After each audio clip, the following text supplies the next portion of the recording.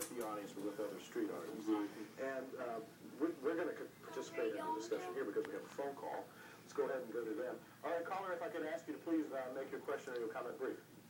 Oh, yeah. Just real quick question, like these guys, I mean, you know, if you're selling your art and stuff like that, I mean, what are the possibilities that, you know, once you make it or once that's revealed, you know, you've come into full art, you get co-opted, you know, by money, and then, you know, everything changes in your world. Your art changes. You get removed from what you were doing before. You know, where does that lead? Do you guys protect against that? I mean, have you guys thought about that? That's my question. Cutthroat? I mean, again, like as an artist, like your work can only progress and get better, you know, so if I were to like, you know, quit my day job and just become a full-time artist, then my work did change. I would hope it would change for the better, you know. So for like the audience to think that, you know, my style changed and I'm no good anymore, like, you know, it's just like their opinions just because I change up my work because I have different, like, you know, I have more time, like, I'm sure if I had more time in my hands, I would be creating, like, way different work than what I do now, you know? So to have that freedom and for your work to change, there's nothing wrong with it, I don't think, you know? It'll be a good thing. And if you're, like, and if your audience like your old stuff, I don't see why they wouldn't like, you know, what you end up creating in the future, you know? Well, we have only a couple of minutes left, and I want to wrap a couple of things up. Linda, why should people care for street art? Why is it important?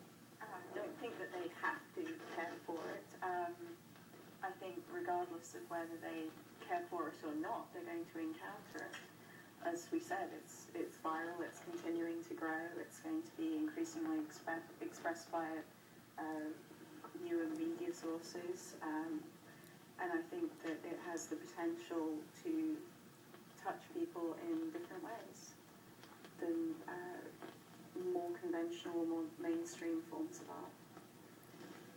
Anybody else want to take a crack at that? Why should people care about street art? Why is street art important?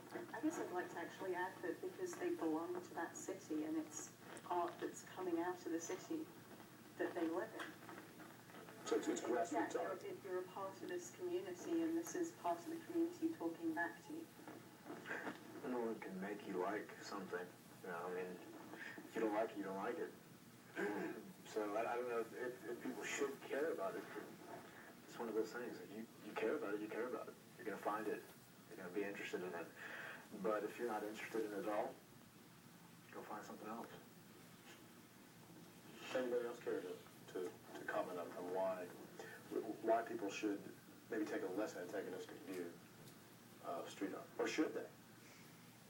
I think if you're an artist, you're gonna find to like it because it's creating something beautiful. So I see it, and it's not going away anytime soon.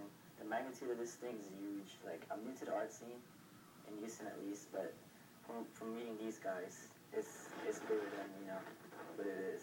It's even Safe Walls, which is Cirque du Soleil, they started promoting street artists like all around the city worldwide because they're trying to embrace it because it's something new and exciting. I mean, I just think it's what's wrong with it? Well, just break from your everyday rush hour drive home and just look to the side and actually open your eyes. I think a lot of people don't see the street art. I think they just kind of keep going. They don't see what changed on the side of the road. They're busy looking at the billboard, I guess. I think that antagonism is necessary. I think the controversy is necessary. It creates the need for the aliases, the alter ego, that creates the mystique that lends itself to the art.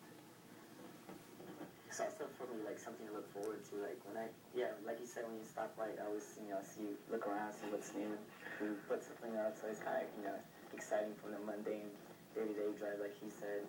It's something to look at, while you're like looking in the window or something. Yeah. After I put up my book and after Alex's movie came out, I've had numerous people tell me that now they can't not see it. Yeah.